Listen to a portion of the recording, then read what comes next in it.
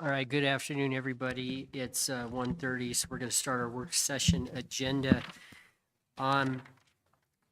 Just apologies to everybody up front. We're going to be jumping around. We have even a property tax appeal hearing mid-afternoon, and so it's not going to be just start to finish work session, but we're going to go ahead and start with our able and capable clerk, Tracy Good. Mr. Chairman, Commissioners, thank you. I'm here today to speak about some election needs that I'm going to be requiring here prior to the new budget session. As we all know, I predict this election will be a interesting and very busy one for all of us. So I am asking to hire a temporary person to serve in my election department. As it stands now, I will be pulling one of my title clerks up from their current duties to work into the election department. That'll start probably around April or May, and then Michelle will be coming into my election department and working the elections for me. So that leaves me needing another staff member. I have nowhere else to pull anyone from. So I'm asking that I be able to hire a temporary person from a temporary agency, and I'd like that person to start January 1st and have them through at least November 30th.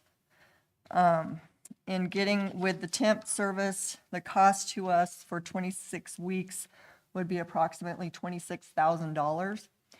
The reason I chose to go through a temp agency rather than hire this person as a seasonal employee is several reasons. Burden, obviously, benefits, that type of thing. And obviously, worker unemployment claims that can be brought back against the county after the seasonal workers depart employment from us. So again, this temporary employee would be June 1, so I won't need the full $26,000 up front, but I will be asking for it in my next fiscal year budget. However, I will probably need some funds to supplement my budget for the June payroll that this would affect. In addition to that, I'm going to need more money probably in this election or this current budget cycle for some supplies. Senate File 153 went into effect and has specific language about how the election records are sent back or brought back to the clerk's office and how the ballots are brought back. Now, obviously, all of my records are secure, but the specific language in this bill is the word locked container, locked this, locked that. So I'm going to need to buy new locking bags for the election results and the ballots themselves. Before, the ballots came back in a sealed with security tape. They came back with boxes with security tape on it, with a seal number, chain of custody, that type of thing, but this very specifically says locked. So I'm going to need to purchase those. Just for the locked bags for the election results is around $2,800 because I have 46 precincts. And then as far as bringing ballots back, there's not going to be really one uniform ballot for each precinct because there's such differing number. One precinct has 2,500 voters, one has 80. So I don't want to get a big cumbersome bag for the outliers that only have 80 ballots and spend a lot of money on a bag I don't need all that room. So with that, I'm going to say approximately, and I know you guys don't like that word, but I'm looking probably no more than an additional $10,000 into my supply line for elections. I would like to get that going. If I need to know what bags I'm getting, the procedures that I'm going to put in place, because I need to get my judges' manuals changed and renewed and updated due to some of these new statutory changes. So I'd like to have a budget amendment for that if possible. Any questions on any of that? So you're looking at about 39,000? Pardon me? Sorry. So you're looking at about 39,000 total, Yes, plus or minus? correct. Okay. And again, Mr. Chairman, Commissioners, that, not all of that, I would need this fiscal. The majority would be next fiscal, but I wanted to be able to get that person hired and trained and on board prior to this fiscal ending. Tracy, has there been any discussion amongst the clerks with our secretary on the cost of, and getting some of that from the state? Mr. Chairman, Commissioners, no, there has not. We might, as a commission, have some conversations or opportunity for conversations when we're down there February 15th.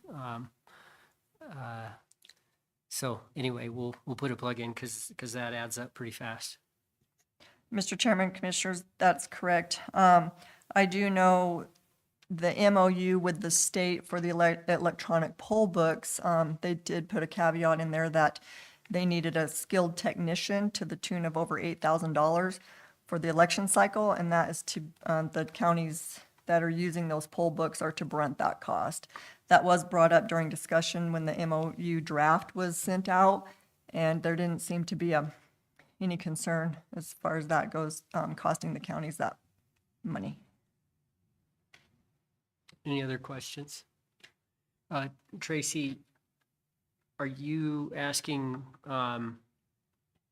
maybe I missed this, it sounds like you are asking for authority for that temporary position that won't go into effect. Well, I guess it does go into effect this fiscal year, June 1st, right? Correct. Okay.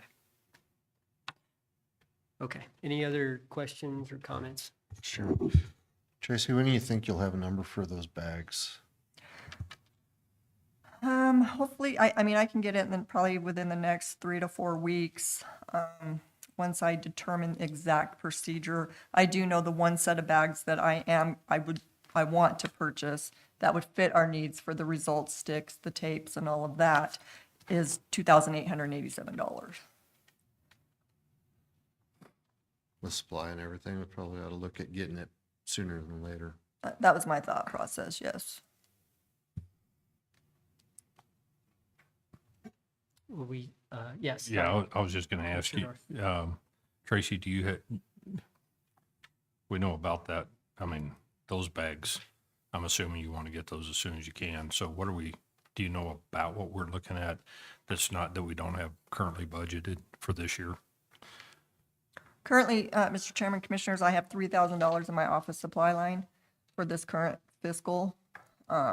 So, I mean, I could certainly use that to buy the bags. However, there will be other supplies that I will need closer, as filing starts and Well, that type of thing. I'm just thinking about what you're looking at. If you've got an estimate of about what we're looking at for, before we go into the next budget session is what I'm asking. Well, I haven't looked back at 2024 office supply line yet. So I would say, obviously, I think I'm going to need an increase in my election budget as a whole, obviously. But I wouldn't say for the bags themselves, I'm going to try not to go over 10,000. Okay, so we're looking at 10,000 and then approximately a month and a half on the temporary. Probably a little over 12,000, Huh? probably around $12,000. Okay, so that's what we're looking at for right now, that we just need to come up with the additional. Correct, because again, I would like to get the bags in place and Yeah. get all those procedures in place prior to the election coming up. Okay. Sure. Yep, Commissioner Milne. Just real quick, since Eileen's here, IT support is all good. You don't need any more support or people or anything like that. No, we shouldn't. I mean, just that $8,000 for the requirement of the MOU, as long as all of the equipment's still working, it will be fine. Could not do it without her staff, that's for sure. Great, well, I don't think there are any other concerns, questions, or comments, so let's just get it on our regular session where we can vote on it sooner rather than later. Okay, thank you. Yeah. Any other questions regarding the election? Or anything like this? Nope, thanks. No? Okay.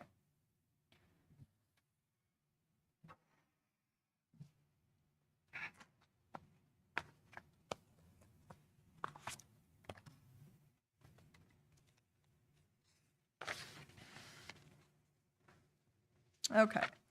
So moving forward, the chairman asked me to give a little bit of a budget update mid-year. So I reviewed the budget ending December 30th and looked at some account lines that were a little concerning and got a little explanations from the department heads and so forth. So overall, everything looks really good, in my opinion. You know, the account lines are either above or right sitting at where they should be at this time in the fiscal. A few that stood out were the jury expense in the clerk of district court line, but we knew that was gonna happen, so not too worried about that. Looking at the road and bridge administration line, metal culverts line is over quite a bit, by over $8,000, but in speaking with Mr. Hagler, he said that was due to the storm event that took place in June. We had to replace a bunch of culverts that, you know, they didn't even know about for quite a while, so then we had to get them and the whole timing process, so that was easily explained as far as that goes. Also, motor lubricants, looks like was over $3,206. Again, speaking to Mr. Hagler, he thinks that they placed an order in May, but then the billing didn't meet the deadline to be paid out of the last fiscal, so it was an overflow from last fiscal expenses. So again, not a big deal in that respect. Moving on to the parks. If you look at the master plan implementation at the lake, that is over $98,592. So I spoke with Mr. Brown about that, and he had overlooked the retainage payment in his budget request. If you remember, he asked for, I think, 1.2 million for various projects out there, and we reduced that down to $501,718 for that diabase construction. But according to Mr. Brown, he overlooked the retainage portion, so that's why that account line is running that way. And all in all, Mr. Chairman, Commissioners, that's all that looked, you know, overly concerning to me at this point. With that, I'll stand for any questions. Any questions for clerk? Remind us, if you would, just a general timeframe for our budget work, late spring, early summer. Correct, Mr. Chairman, Commissioners. We will be sending out the budget letter probably mid-March, end of February, mid-March. And then they will be required, the departments will be required to have those budgets to me towards the end of April. Statutorily, I have to have the budget books or the budget information to the commissioners by May 15th. And then hopefully we can schedule some hearings at the end of May and get the ball rolling on that. And then the budget has to be approved no later than the third Monday in July.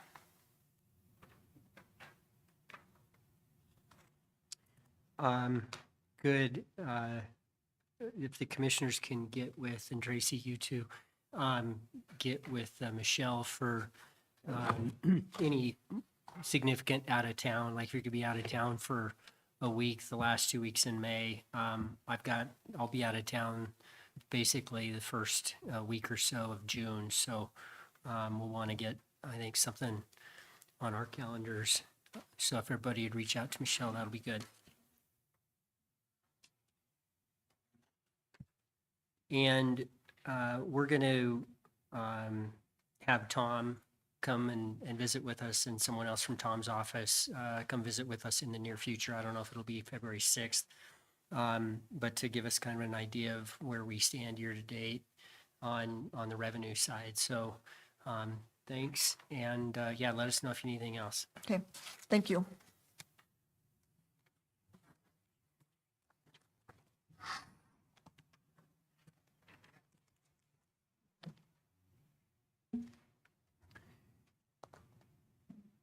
So, oh, hello. I was looking for our city manager. We're a few minutes ahead of schedule. What's that? Okay, great. Well, we can, I think, hang out for a minute unless, oh, okay, yeah. Tyler, are you ready to give us an update? Take just a couple minutes? Yes. And this is an update for the shooting complex project? Yeah, that's correct. Tyler Doherty, Visit Casper. Mr. Chair, County Commissioners, County staff, thank you for having me. So I just have two requests. So Senate File 169 was enacted during the 2023 legislative session. As a reminder, this was to develop a shooting complex in the state of Wyoming and an allocation of $10 million for that site selection. When that was announced, we have hosted meetings since August with community stakeholders to position ourselves to be the best location for the state for consideration. The state then task force did release some additional information in November. We have until March 1st to submit a letter of interest for our county position, that if we would want to proceed with that position. So that's my first request, a letter of support from the county that Natrona County would in fact be a good host location for that shooting complex. And then the second request is for a financial consideration. In working with the city of Casper, Visit Casper, Advance Casper, we are going to work with the University of Wyoming to do a feasibility study on what that would do for the community. That's been valued at $20,000. I'm asking for a not to exceed $5,000 from the county, where we'd have 4 equal partners within that in that study request. So I'm happy to answer any questions that I can. Who are the other partners in that financial request? Visit Casper, Advance Casper, and the city of Casper. Do you have a letter of support form that you could? I can send let that your us way. work from? Yes. Yep. Yeah. Is there any concerns about a letter of support? So if you'll get that to Michelle, then we'll dress it up or take a look at it. You got and, get that back to you real quick. As far as the financial consideration, not to exceed $5,000,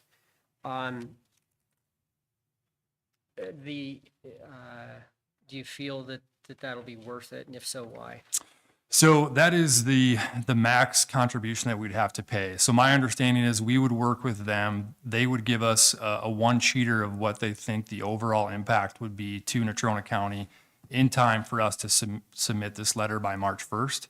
If we deem that we don't feel that Natrona County is the best spot for it, we just pay for their time, which I think is valued at roughly 50% of that overall 20. If we feel like it is a good opportunity for us, then we can proceed with the rest of the study, and that would be our max contribution with that study in our hands by May of 2024, to where then we can pivot if needed as far as allocating funding for land development, infrastructure, whatever we need. But at least we have the numbers in our hand to know if that $10 million is going to get us what we need to, or if it's going to be a good contribution for Natrona County. And I think what you're suggesting is that it'd be worth our while to have that economic analysis one pager attached to our letter of interest. I think by March 1st for us to know that, I think would be very important. And I think then we have a good idea if the partners at the table want to proceed to continue this discussion. I think that's a question that the partners are going to ask eventually. So yeah, I do think it's good information to have at our disposal. Mr. Chairman, that is something that is looked at pretty strongly in the overall recommendation for the site specific, is that if you've got that information and you show that the economic development is there, that's one of the things that's one of the high points that they're looking at to make the decision on where this is going. And so that's the reason why this is something that's important to us. Thank you, Commissioner North, and I appreciate Tyler's comment that that'll help us to make an informed decision. But also, I think that it's good for the public to know that that is relied on to some extent, at least by those evaluating the different letters of interest. What are the other communities that we think might be interested in this project? I think we've reached out to gauge the interest of all the surrounding communities to figure out their sorry. support. Yeah. What are the other possible locations that you've heard of that are interested? Oh, in within the shooting state. complex?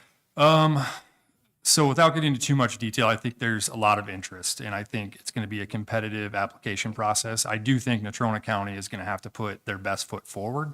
So I think we've given that some thought, even with simply the name of it. So instead of Natrona County Shooting Complex or Casper, it's the Central Wyoming Shooting Complex, just so we can draw some support from neighboring counties and commissions.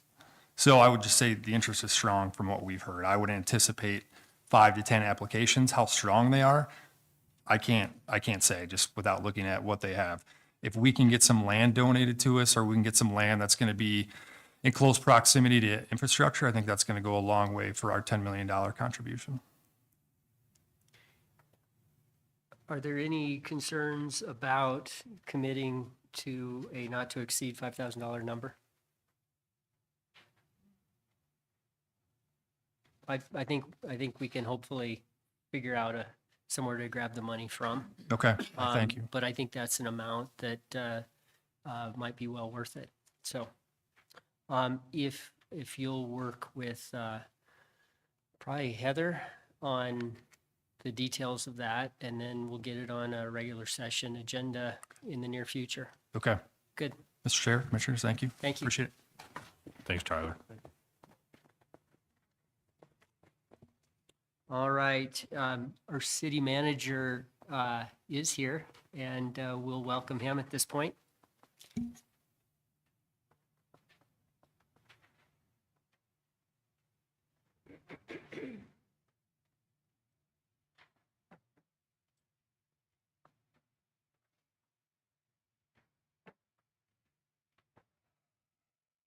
Good afternoon.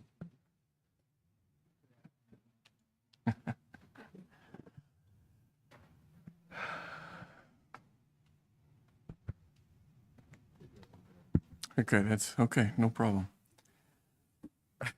Mr. Chairman, thank you for having us, members of the board. We appreciate being with you today. I have with me Ms. Becker, who is our Community Development Director, and is very knowledgeable with regard to the pieces and parts of land here that we've been talking about for probably 2.5 to 3 years at this point with members of this board. I also have with me today the mayor and vice mayor, who can be available for any questions you might have as well of them. The invitation that was tendered to me to be here today was to review on a broad level the land swap that the city has been talking with the county about for some time now. To sum it up, at a higher level, the city owns land on Casper Mountain that the county has had a presence in or on for a long time, and the county owns pieces and parts of land throughout the valley that the city would entertain receiving deed for pursuant to a swap with the land that the county operates off of on the mountain. And so if it pleases the commission, we'd be happy to walk through some of that discussion on a more granular basis and talk about the pieces and parts of land that we've shared information on for a couple years now, and entertain any questions if that's suitable. Okay. If I could defer to Ms. Becker, she's got some handouts here, and we can talk about those parcels. Liz, if you don't mind.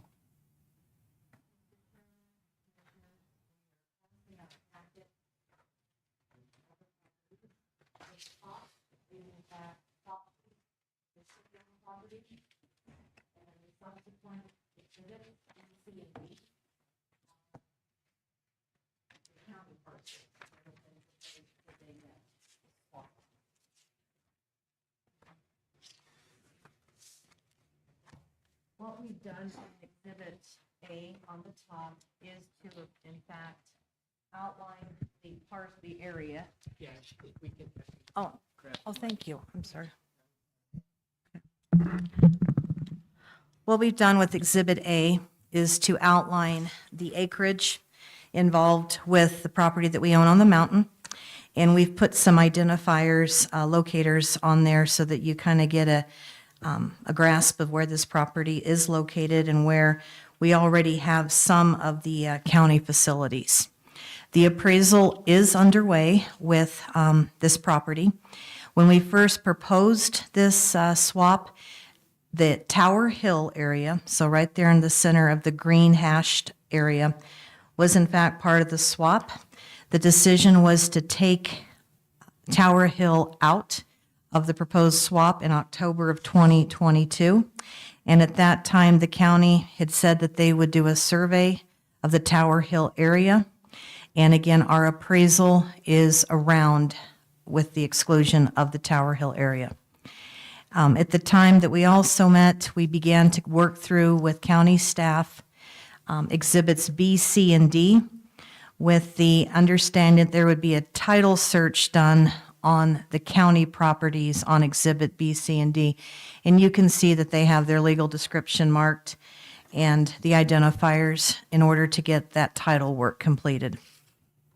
Since then, we've had another subsequent meeting with the county team and the electeds and have discussed the desire of the county to really get the Nordic Lodge property prioritized for you all to move forward, and whether the city and the county could enter into a temporary lease or an MOU for that. And that meeting happened in September of 2023.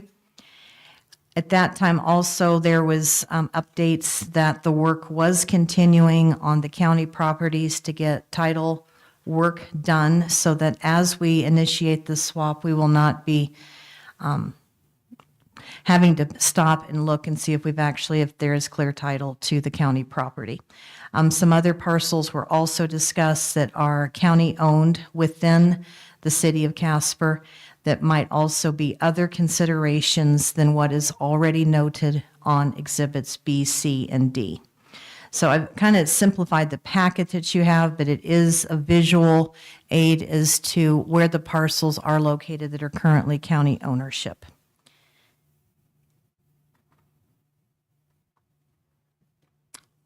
And I believe we'd be okay with questions. Thank you. Let's just orient ourselves a little bit better. Sure. Turning to B, as in boy, that's the parcel along and under the North Platte River in Mills, correct? Yes, sir. And what is the approximate acreage of that parcel, if you know?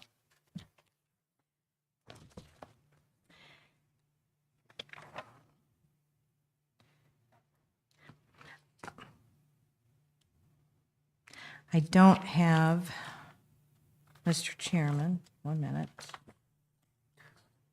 Liz, that's okay. We can The figure that out. total acreage, Mr. Chairman, of B, C, and D is 26.5 acres.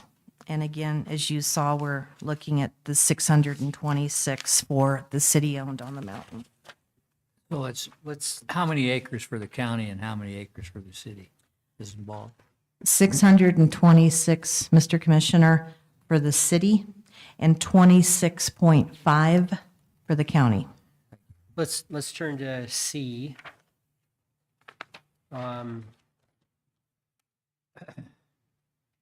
Looks like that's the Paradise Valley area. Mr. Chairman, I did find the acreage for Exhibit B, and it is 3.07 acres. Thank you. So then on C, looks like there are some real small parcels. Just orient us with just a quick description of those, if you would, Liz, please.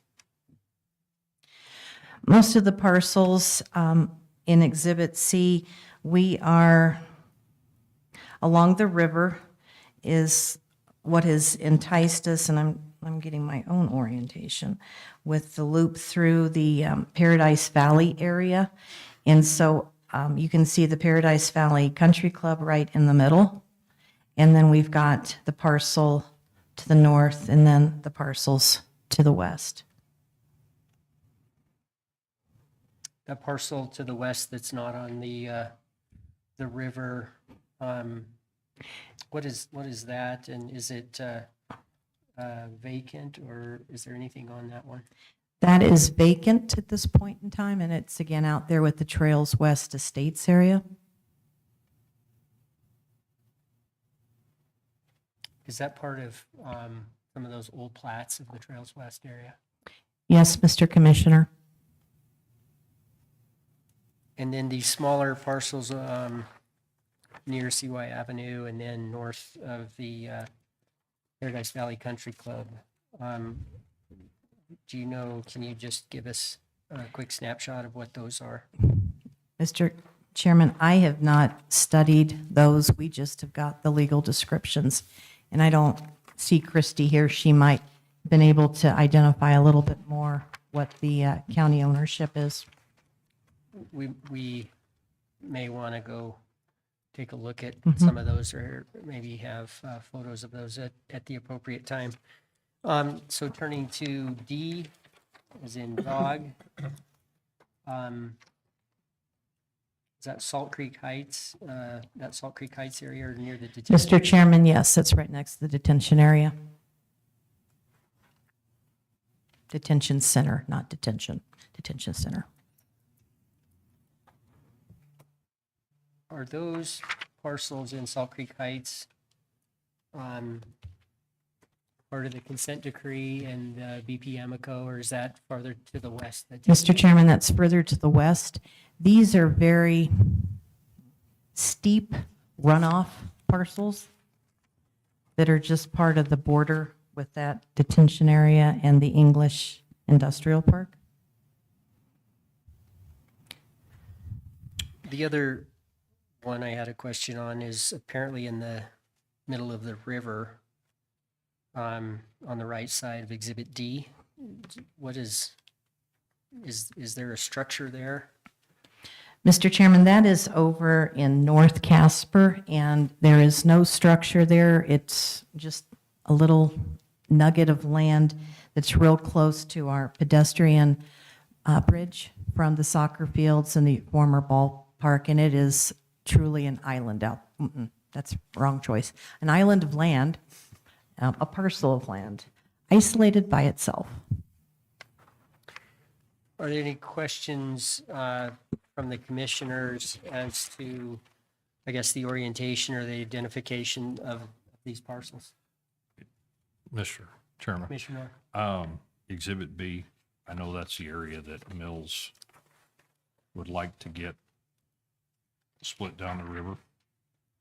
So I didn't know if that was something that we could work out, or if we are working out that as far as this whole de-annexation and the whole process that we've been looking at and everything else. I didn't know if that was something that was amenable to making sure that they got that, so that they would have that north side of the river, or what, since the whole thing's under the river anyway, for the most part. There's very little land actually associated with it. Most of it's just, so I didn't know if the city actually had any strong desire to have that, or if that was something that was willing to work with Mills on making that divide so that they had it as well. Mr. Chairman, Mr. Commissioner, the property that you're referring to does go up on both sides of the river, City of Casper on one side and the City of Mills on the other.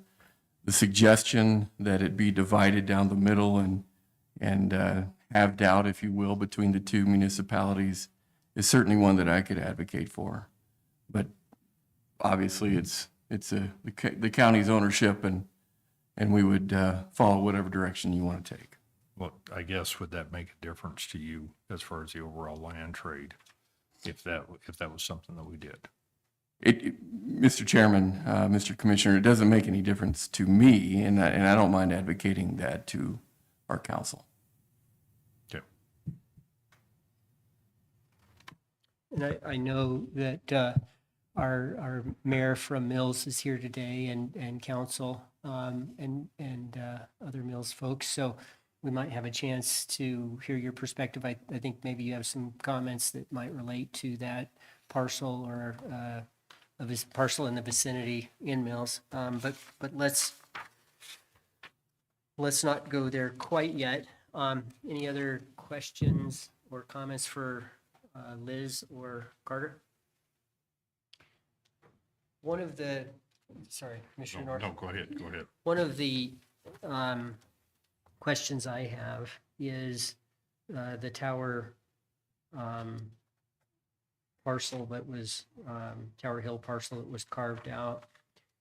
Why was that removed? Because I think maybe when I started on the commission, there was some thought that that would be part of it. And then I thought there was some discussion from what I heard, and I wasn't involved, but that the city was, had a desire to retain the ownership of the towers. You know, I think there's a benefit and a burden, I think a financial benefit if we're leasing space on towers, or if the city is.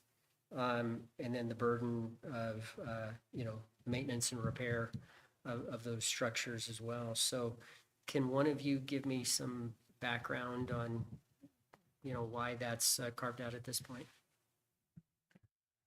Mr. Chairman, we had suggested that it be carved out, given the ownership that we have with regard to some of the infrastructure that's up there, and certainly with respect to a lot of the lease arrangements that we have made on towers around the valley and up on Casper Mountain as well, that we would have an interest in applying on the infrastructure that's present on that particular parcel. And so we proposed that that would be a way to utilize that property a little more appropriately, given those two circumstances, and with respect to the significantly lopsided nature of this trade as it relates to the amount of land that the county's receiving and the amount of land that the city would be receiving if this moves forward.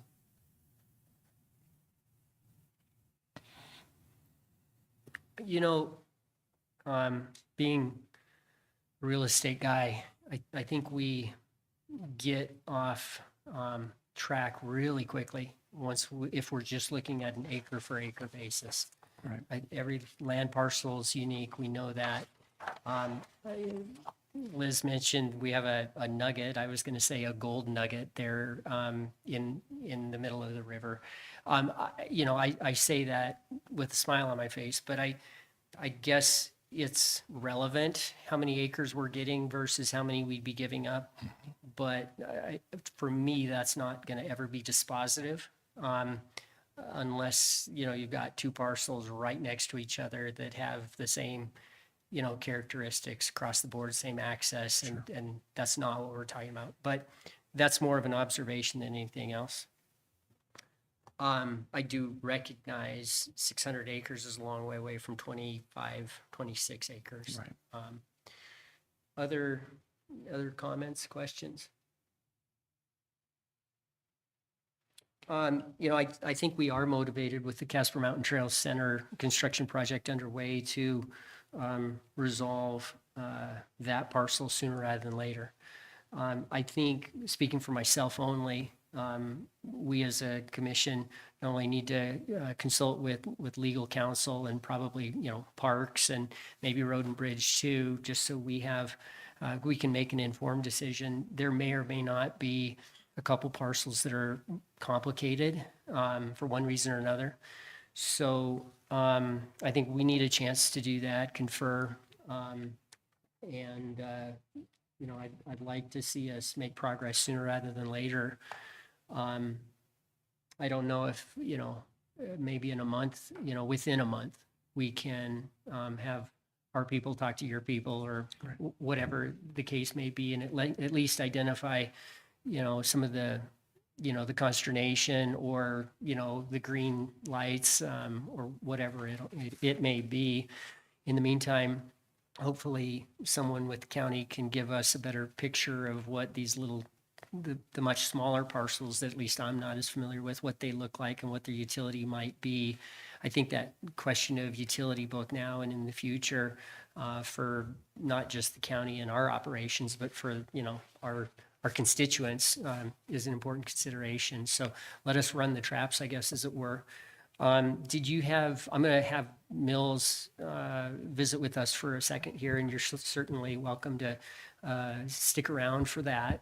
Is there anything else that you guys would like us to know? And I throw that invitation out to our mayor back there, our vice mayor, and an attorney we used to know. Mr. Chairman. Yes, Commissioner North. Liz, what's the size of that property that's out there in the West Trails area, that far end, that far west portion? Do you know about how many acres that is? On C. Yeah, and see,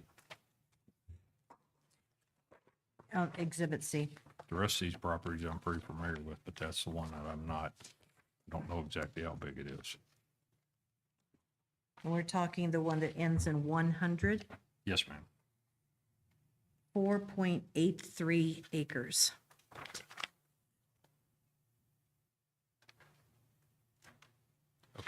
And I do think it's worthwhile taking a drive around because some of them have utility and some of them are just property. Good. Anything else, Mr. Manager? don't think so. We appreciate the time. Okay, thanks for coming. Thanks Thank for you. coming in. Yep.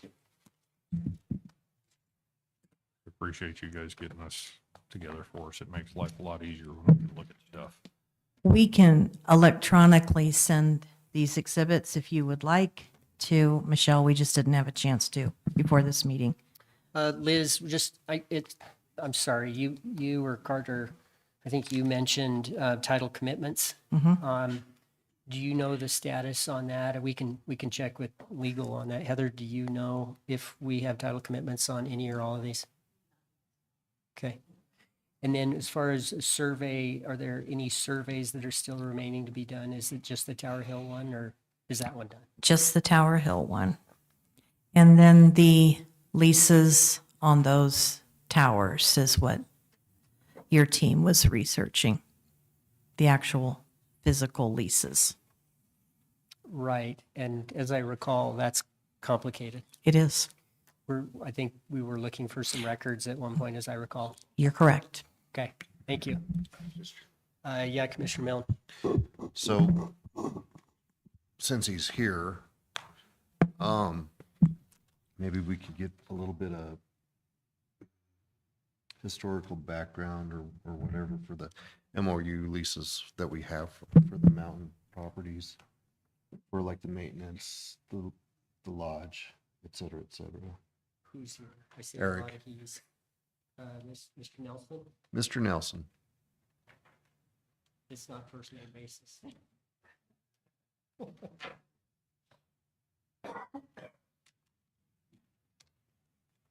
Thank you, Mr. Chairman. Commissioners, I'm kind of picking my brain here, having to go back a little ways. But yeah, the parcels for the county maintenance building and the Nordic areas, those were under agreement, lease agreement with the city. I think at least one of those, to my recollection, had expired.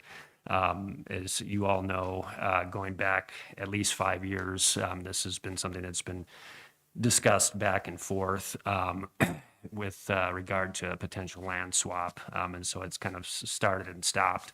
So I think that there is a need from the city's perspective, I think as well as the counties, to either move forward with a land swap or do some amended agreements so that your construction on the Nordic Lodge isn't hampered. With regard to Tower Hill, I mean, that's always been a little bit of a bugaboo. As you are all probably aware that the Parks, Natrona County Parks Department has been in charge of that.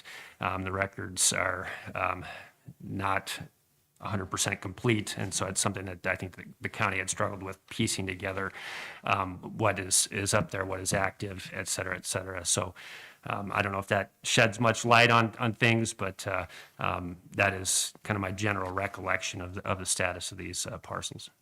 Right, so with the construction lodge, attempting to get off the ground. Is that one of the parcels that is expired for lease? Mr. Chairman, Commissioner, I believe that is correct. I mean, that's the main area. And so I think, if it's the pleasure of the city and the county, Ms. Duncan Malone and I can very quickly, I think, put together some type of short-term agreement that would, cinch things up to allow that construction to move forward while the balance of these discussions continue. I have one question, Mr. Chairman. Just a minute. That would be my preference, and I, if you could prioritize that amongst the million other things you have going on. I think Commissioner Milne brought up a good point, and I think we'd just like that to be Commissioner Friel. Somebody brought it up other than me. Anyway, I think that's a good idea for a temporary short-term agreement on that parcel. Commissioner Laird? Just a short question. The city would retain the rentals, the income rentals from the cell towers?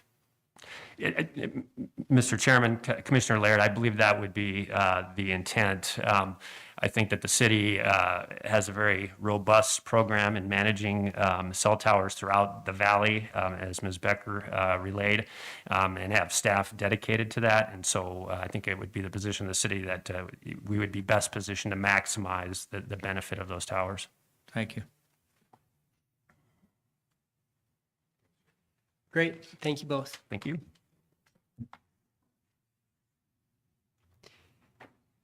City of Mills. Welcome.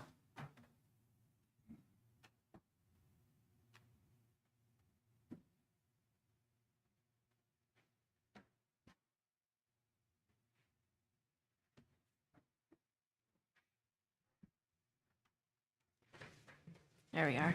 Well, thank you, Chairman. I appreciate you giving us a moment of your time, and we'll try to make it brief and try to stay on this specific parcel. I think that's been referred to as B in this map. I have my attorney here for the city, Holscher, who's going to help me because he's done a lot of research on this specific parcel and some of the issues that might fall into play if we want to choose the D annex as it stands right now. I would have a couple recommendations so as to not hinder your guys' proposed land swap. But what I'm going to first do is hand it over to our attorney. So thank you. I think most of you know me, but just kind of going through this, this particular land swap proposal comes kind of coincident with an effort on the part of the city of Mills over a long period of time to regulate our boundaries with the city of Casper. A lot of what you're dealing with here, particularly what the city of Casper and the city of Mills are dealing with, are actually artifacts of old plats.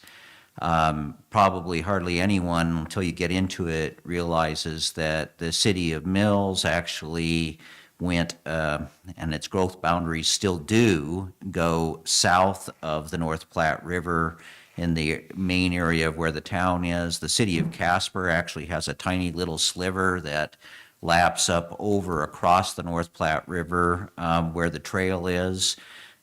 This has proven to be really awkward for both cities over the years. Hardly anyone recognizes the part that was in Mills. Mills, on its part, has to actually, or does, maintain the trail area that's north of the North Platte. For law enforcement purposes, it's been a real headache, particularly when the city of Mills had to partially police south of the North Platte. Nobody thinks to call the Mills Police for those things.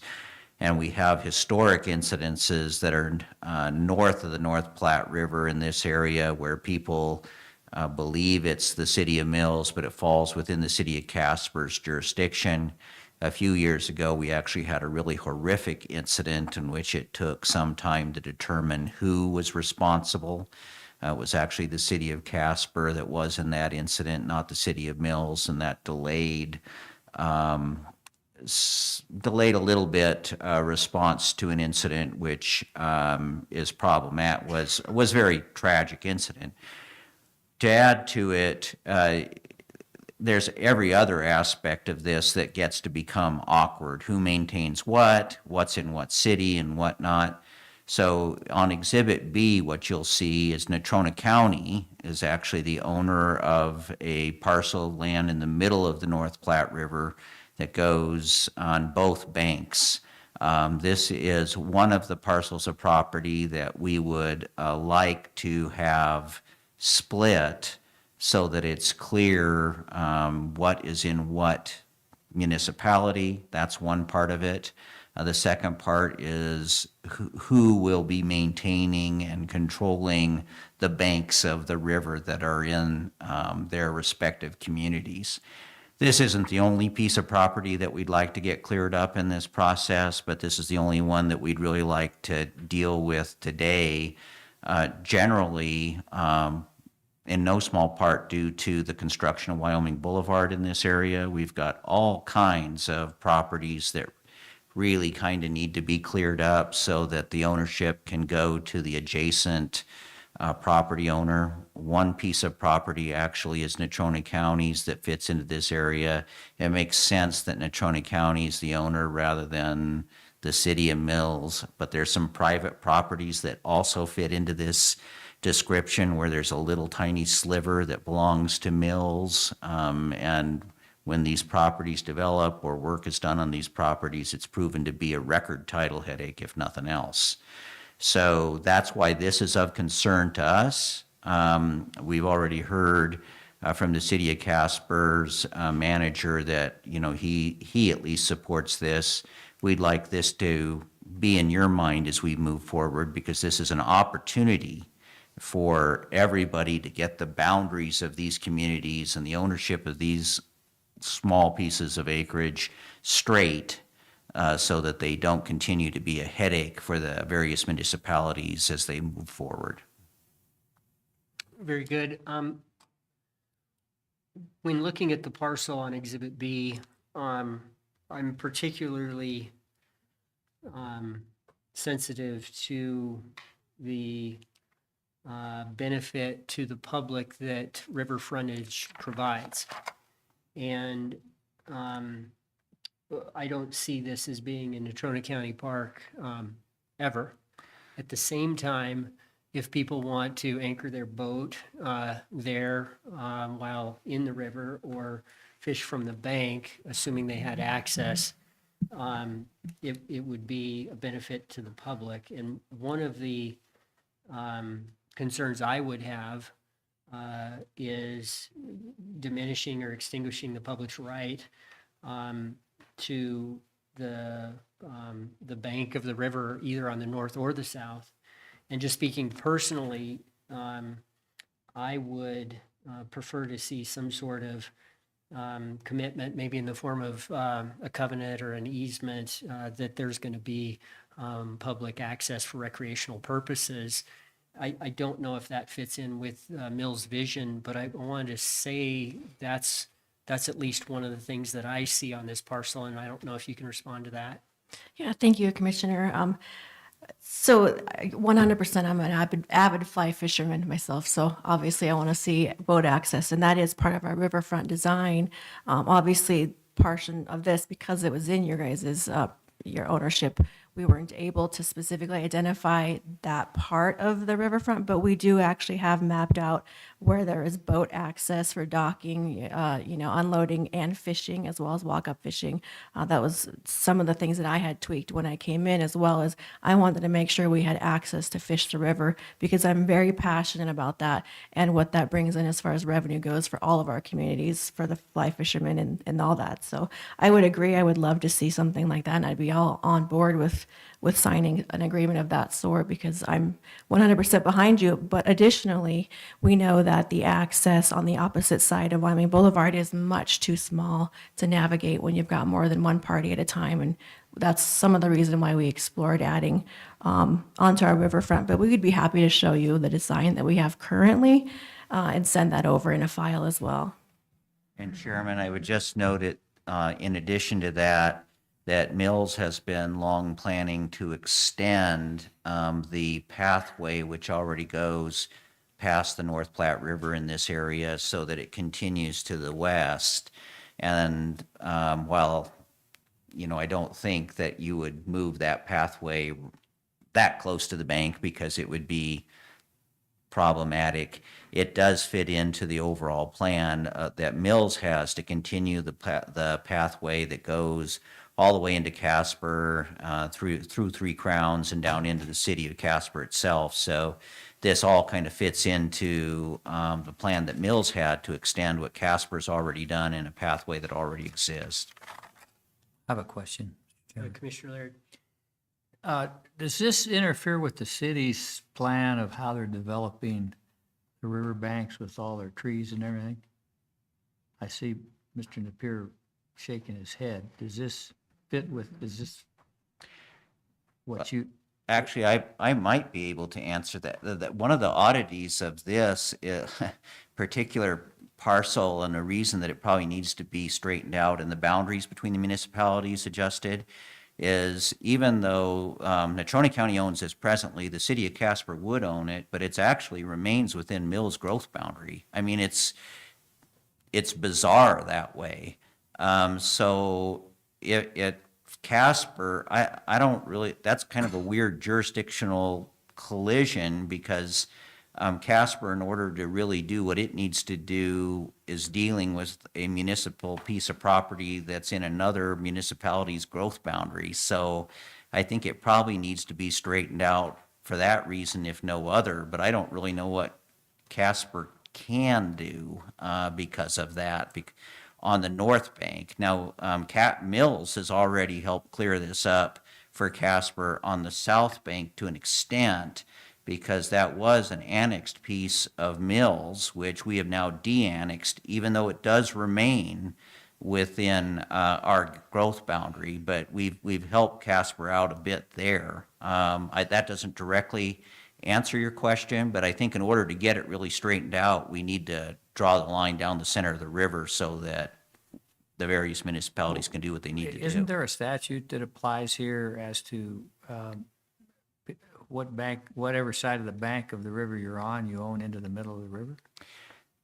Well, the problem with the North Platte River is that it's not really clear. I mean, it's clear that the property line is drawn differently. That property that is on the north bank of the river is Mills. If a person looked and asked, how did that happen? Probably the answer ultimately is before there was a lot of development here of any kind, the river moved. And that's how we've ended up with the property lines like we have them now. That explains why that sliver that Natrona County presently owns is in fact just that. I mean, it's just a sliver of land on the Mills side. I know what you're speaking of, and I've heard that said many a time, that you own to the center line of the river. I wouldn't feel confident stating that as a legal opinion, though, because I mean this is how this parcel is drawn. So Well, believe me, I'm not stating it as legal. I opinion. understand. It's a statute, because the state owns the water. Yeah, the state owns all the water in And the state. there's a statute, I haven't read it lately, but my old water law course has come back to me. They're a little foggy, but there is something to the fact that you own to the center of the river if you own the bank that runs parallel to it. I have, yeah, I there don't is, know there how is. that affects your whole situation. Well, the way it think- would affect it is that it's one more reason why we need to get this straightened out, because I think it would create some doubt as to who owns what here. I mean, if we look at it that way, and I don't want to trespass on the county attorney's domain here, is this problem's actually already solved, if that's correct, because Casper owns the south bank, Mills owns the north bank, and those two municipalities would own to the center line of the river, and this would be an exchange involving something that Natrona County doesn't own at all.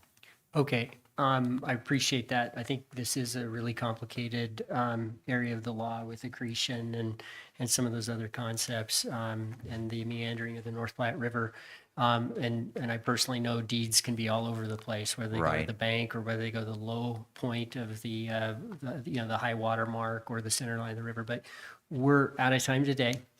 I appreciate you coming in, Madam Mayor. Thank you.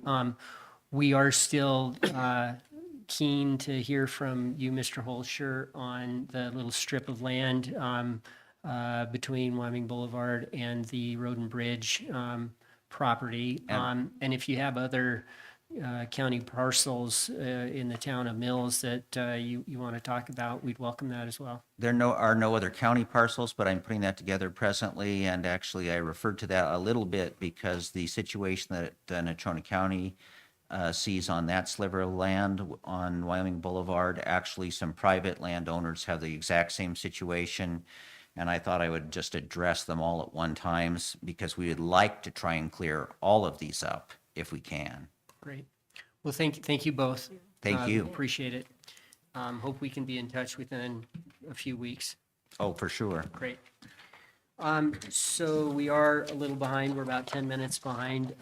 Apologize to folks for that, but Eileen Hill and IT, come on down.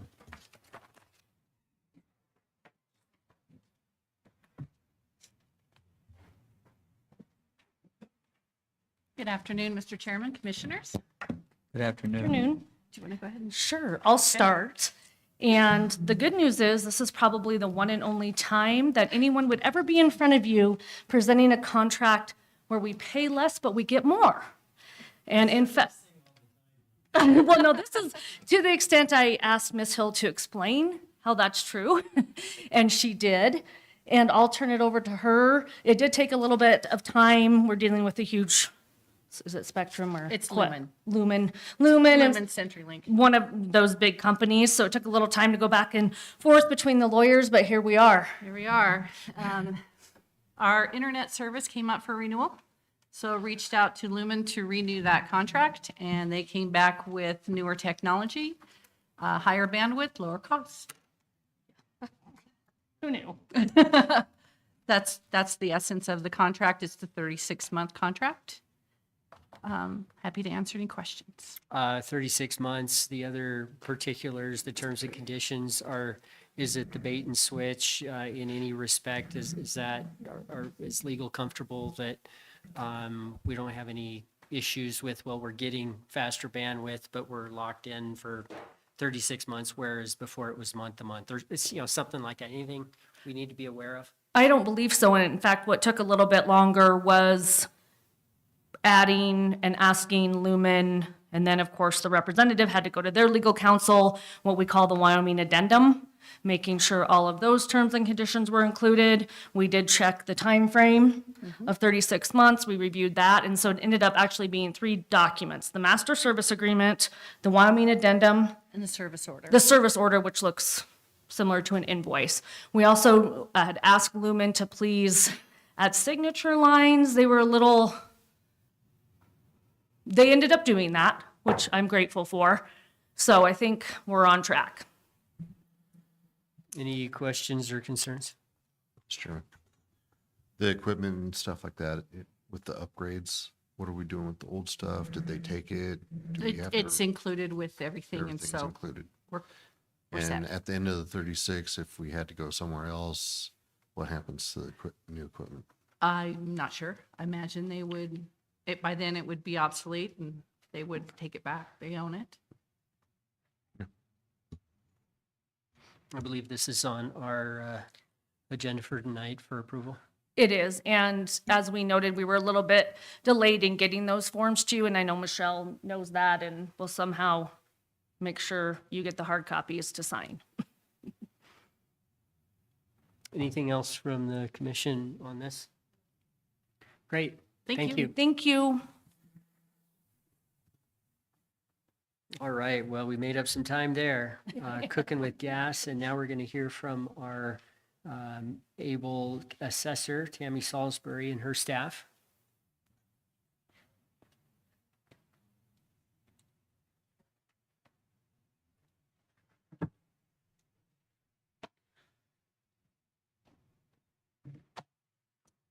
Okay, good afternoon, Mr. Chairman, Commissioners.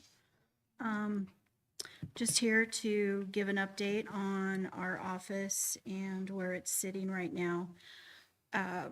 We're currently running our analysis for the year 2024 as far as getting ready to set those values on all property The only one that is 100% complete is ag land at this point. After that, we do have in our office currently 19 positions. Out of those 19, I have 6 permanent people that are certified for valuing and overseeing everyone else as far as making sure everything is double checked and triple checked. 6 are temporarily certified and 6 more are working on that certification for this year. So hopefully by 2025, pretty much the entire office will be certified with the exception of 3. I also wanted to bring to your attention to see if it would actually help you guys in knowing what each, as far as what our department is and the deadlines that are coming up. I do have a yearly calendar that I would be able to send you guys that have all of those deadlines on there and what's expected in each one. It also has the treasurer and the Department of Revenue, the commission, those types of things. I don't know if you guys have that type of a calendar or not, other than just your own entity on that, but I can send you that. I That- think that'd be great. Okay, and then I am also, if you guys want to look over the ag values, those have gone up approximately 22% increase. And I did use the lowest value again for this year on all classes of land. As far as legislation goes, we hope that something will come out of this session. Pretty sure something will, I'm just not exactly sure. In reference to the Initiative Act that has been going around, the Department of Revenue, Ken Guile, did a estimate of what it would take of how many applications, if that was to be passed, that we would have to process within a certain time for each county. And I have that printout here too. For our county, it would be approximately 22,251 applications that we would have to process for that exemption. And the only other one that I do know about at this point is a cap.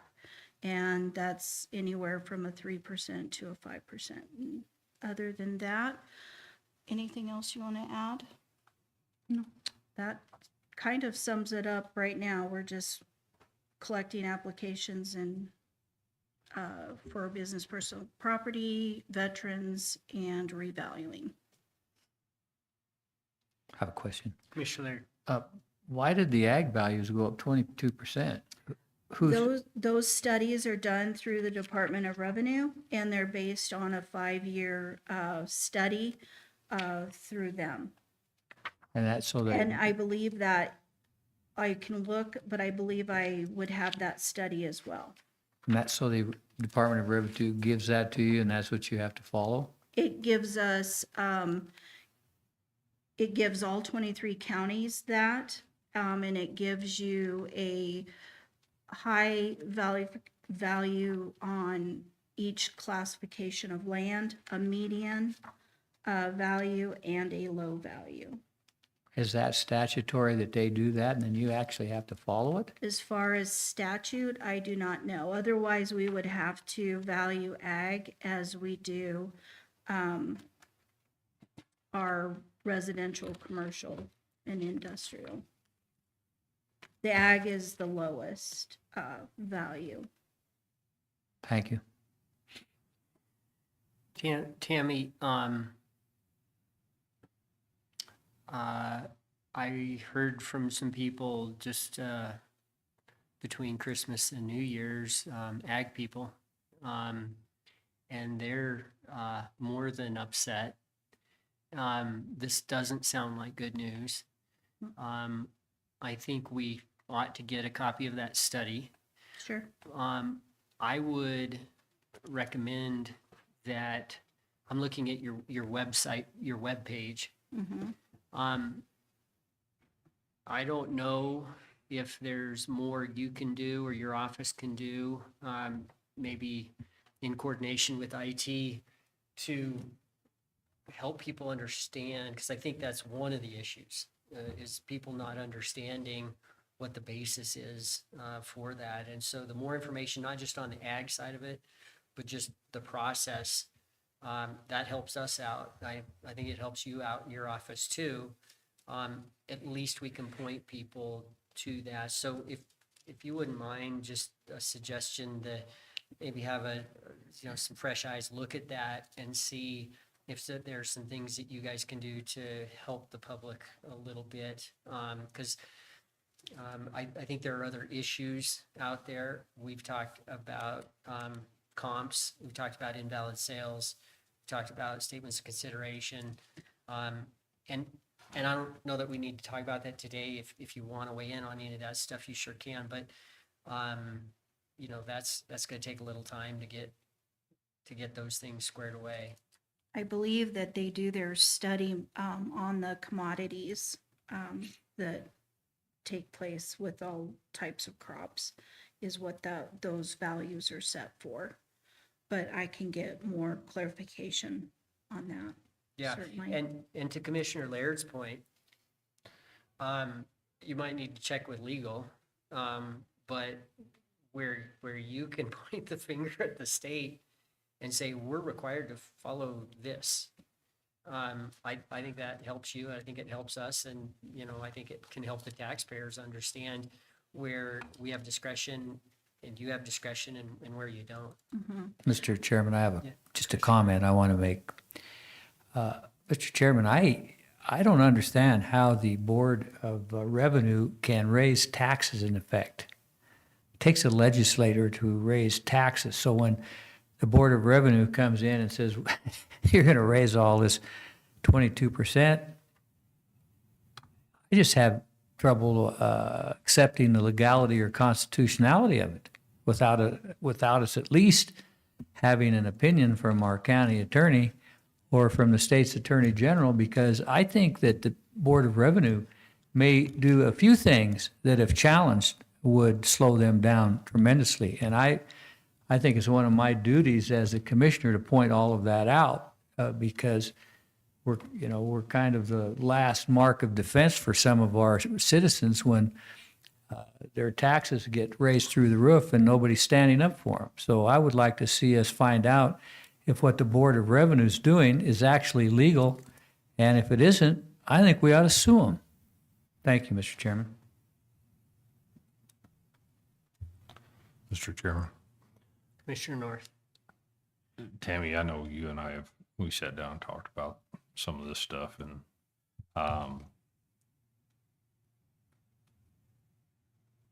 it's going to be interesting to see just exactly what bills get introduced and how they get changed in the legislative session. If they do change some of the ways you're doing things, is that going to go into effect for 2020? Well, I know this is kind of a hypothetical question because you really can't, in your opinion, let me put it that way, because I know none of us know until we actually see it. Do you think that will actually help some of this out, or depending on the bill, obviously, but I think if the right bills are presented through the legislature and they get it pushed through and get it signed into law, it'll go into effect July 1st. So I don't know which bills are going to pass, which ones are not. The hope is that something will be done for 2024. The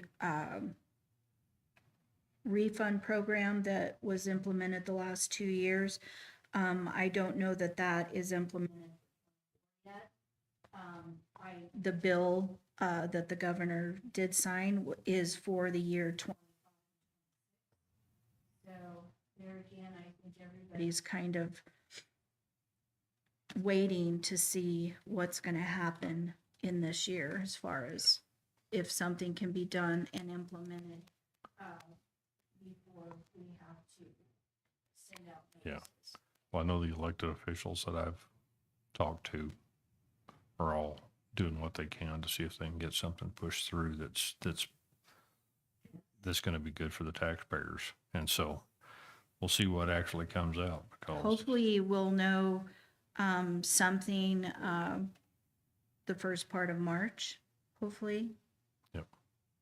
So, yeah, we'll have a better idea when we sit there and Yes. watch them go through and see which ones actually get introduced and which ones die before they ever get there.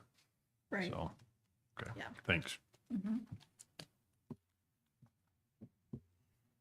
Any other questions or comments for our assessor?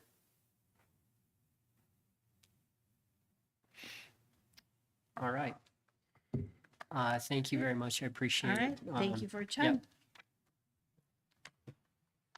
So Michelle, I think we're going to take a break so the room can be reorganized a little bit. Okay, looks pretty good to me too. We're going to take a break, I think, nonetheless, because I don't think we have anything else that we can accomplish. Where did we have roundtable, Michelle? Did we drop it? Okay. Yeah, I think that's great. Thanks, Commissioner Friel. I know we scrambled a little, Michelle worked really hard last week trying to get things scheduled and rescheduled and people dropping off the agenda and coming back on and all that. So, yeah, let's do Commissioner Roundtable. Commissioner Laird.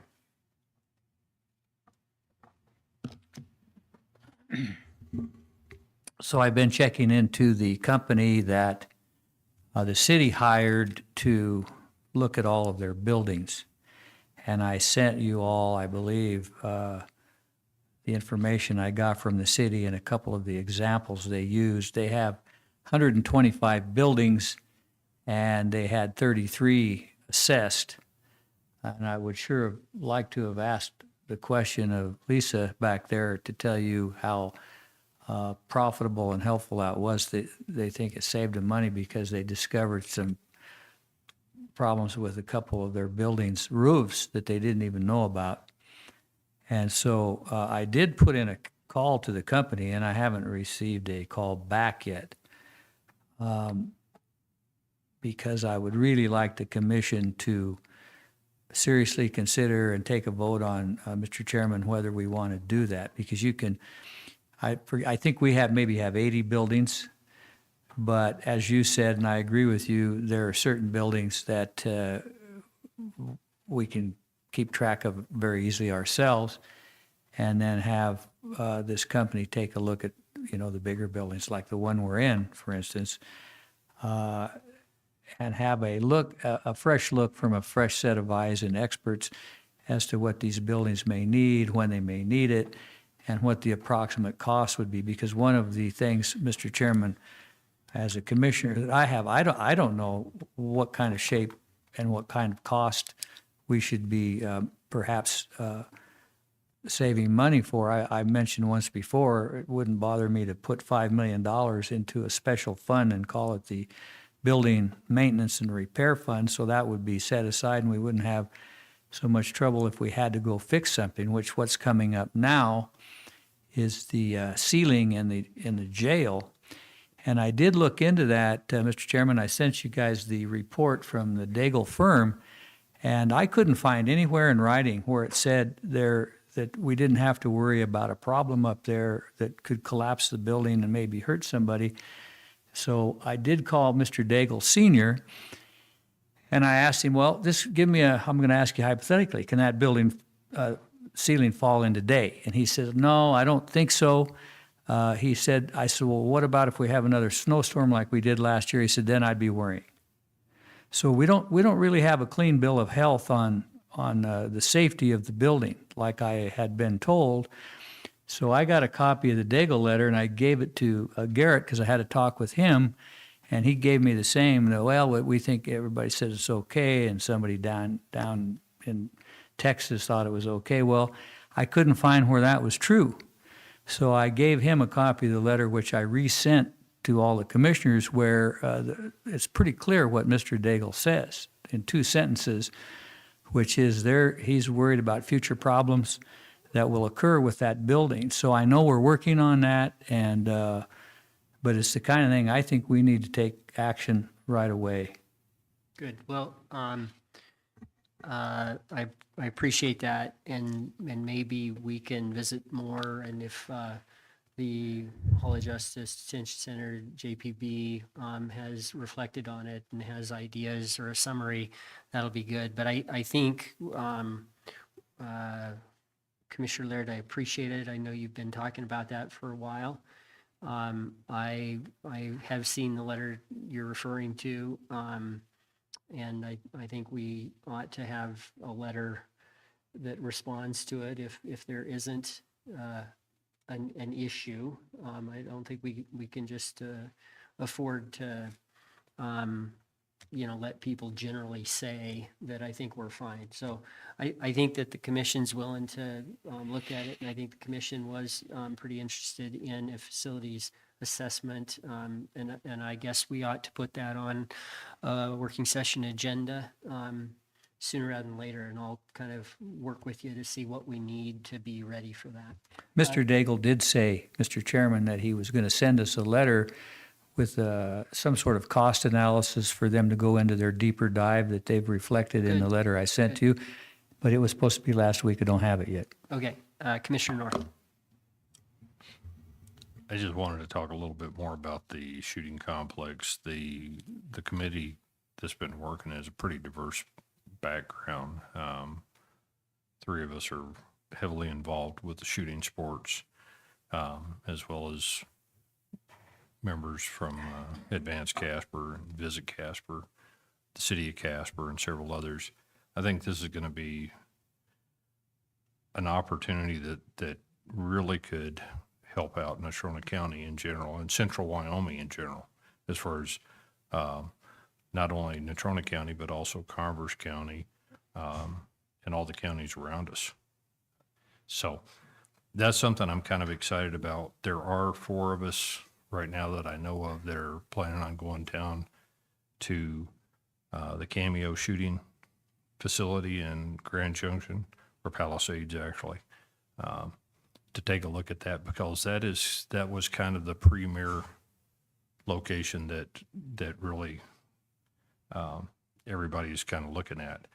That area down there, that shooting facility was bringing in approximately $20 million into that local economy a year until Colorado passed their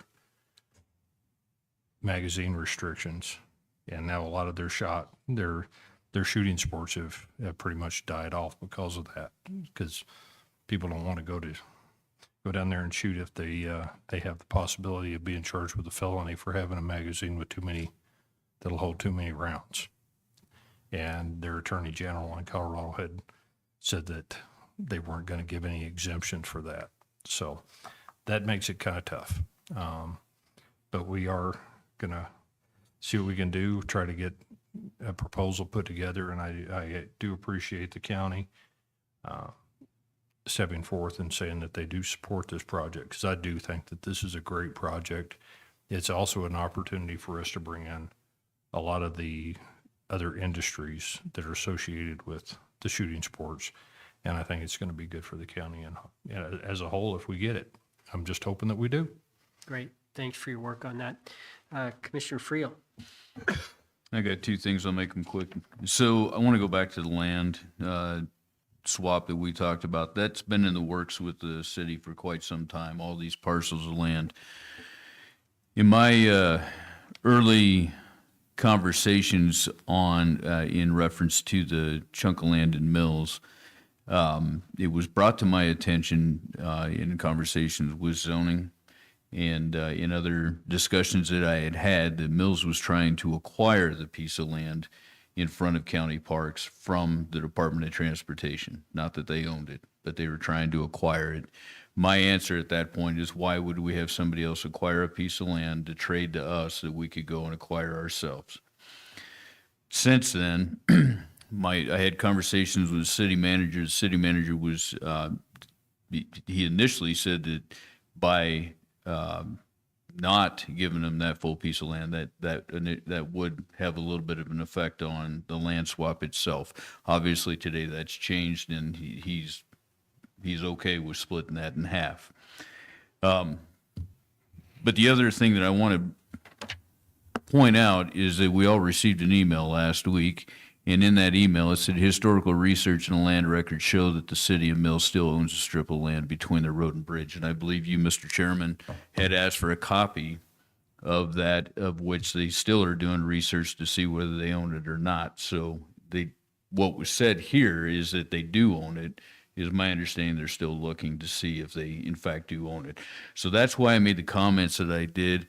Carter gave me the maps that I provided there, during the last meeting, and my comments were geared towards the fact that truly, if they don't own it and the Department of Transportation does, then why would we have somebody else do that to just swap a piece of land with us? That was the only comment I was making.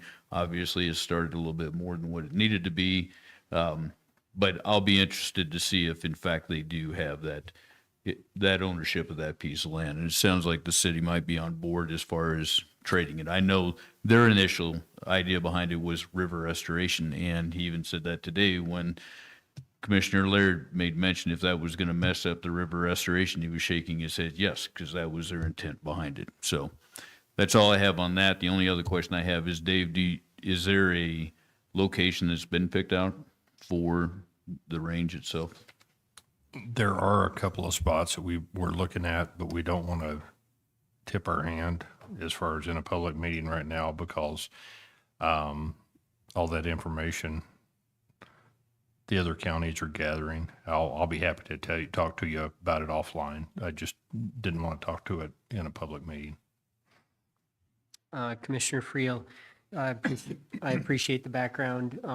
And, you know, as I look on the City of Casper, Natrona County GIS mapping tool, I don't see that parcel adjacent to Road and Bridge as being owned by a town or a municipality or the county, and typically those are identified in that manner. So when I asked Mr. Holscher via that email to provide us with some documentation, and then asked, you know, for that again today, I will also look forward to seeing where things stand in that respect.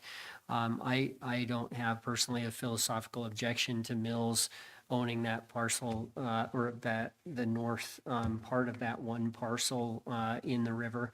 But I think we need to protect the public's interests. So anyway, just a conversation moving forward. And thank you. Actually, I think maybe your discussion recently got us all here today, and we may have moved the ball forward a little bit.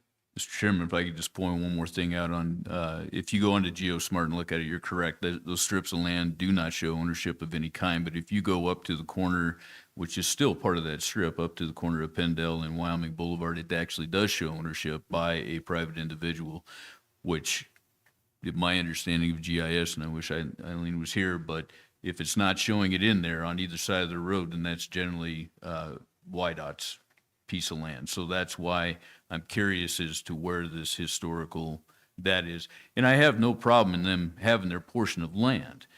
But the only problem I do have is trying to gain ownership of a piece of land to trade to us or swap with us, when in fact, if that's something we wanted, we could go to YDOT. And I've talked to YDOT, and they said they have absolutely zero interest in giving any land up in front of the building itself.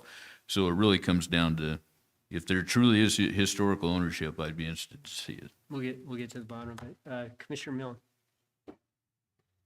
Yeah, I'm glad Commissioner Friel mentioned the lease on the mountain. I was thinking it was the other parcel that we had lease and that had expired, not the one that the lodge is. So that we really do need to do something about Before that. it thaws out up there, it's time to work. So I do appreciate that, Commissioner Friel. The only other thing I have real quick would be for Commissioner Laird. I gave you the resume for Mr. Small the other day, last time we were here. Yes, you did. He called me again. I haven't called him. I'm waiting to see if another person might apply for that position. And It's for resetting up the Wyoming Hospital Board. what's happened is that thing has not been functioning. So let me just bring you up to date a little bit when I'm looking into that. There was a 3-year period of time that the old commissioners had supervision over the hospital. And then who had the actual, I think it's in the contract, although I don't have the contract. But it was in the confines of the medical center board. But the medical center board wasn't functioning. So the oversight of the hospital now has expired as of the 1st of January. So I don't know what that board's going to do now, because if the county attorney takes a look at that contract, and I have asked her a little bit about it, I don't know that we have any oversight, because the call I got also was some concerns about how the money was being spent on the foundation. Right, and I agree with I believe you're correct with the hospital, but I don't think there was a time limit set for the foundation. Hell, I don't know if you remember, Heather. I thought it was 3 years For both. for both. Mr. Chairman, Commissioner Laird, Commissioner Milne, I did look at that. I don't have it in front of me, so my recollection without having it in front of me is a little foggy, but the Board of Trustees was supposed to kind of, I guess, supervise, for lack of a better word, for the first 3 years. And then the foundation and the hospital were required to provide a written report semi-annually under the first 3 years. Now that 3 years is over with, they just are required to report annually to the commissioners as to kind of the status of the hospital, and then the status of the county's conveyance to the So to the both of them were foundation. 3 years, not just the house. Yes, I think the foundation, its requirement was just to report twice a year, and now that obligation is just annually. But the basic Let me, issue. let me, But the basic issue, Yeah. let me get this thought out. The basic issue is that there are people who are concerned how the foundation is spending the money, and I don't know that we even have the oversight to find out how they're spending the money. we'll contractually keep working with county legal, trying to come up with a better idea of the current framework. And we're out of time, and we need to move forward with this Board of Equalization hearing. But I want to say that the Memorial Hospital Board of Trustees is authorized by statute to own and operate a county hospital. Right. And listen, I think that board is important for our county. We've been hearing for years concerns. We've been hearing for years that from the collective and from Banner what they're doing, and I think they are doing some good. But I think we still have some concerns, and I would love to see that hospital board of trustees become active and then tell us what the options might be, whatever they are. If you remember, we did ask Jim Bell to look into it. I don't know whether he has yet or whether that was conveyed to him, because he's come to the meetings, and if you recall, Mr. Chairman, we asked him to help us look into that and why there hasn't been any meetings. So now, I do have the name that Jim gave me, and then, I think another person who has indeed quite a bit of experience being on boards of hospitals expressed some interest, but didn't make any statements that they actually wanted to be on the board. This person, I think everybody knows. But All right, I think you're Dallas. right. We need to do we need to put that back in order. Right, all right. We are going to adjourn. Thank you, commissioners. We are going to have our special meeting here in just a minute or so. We'll go into executive session. And then we'll have a Board of Equalization hearing. Approximate start time for that is 3:10, but it might be a couple minutes after that. So we're adjourned.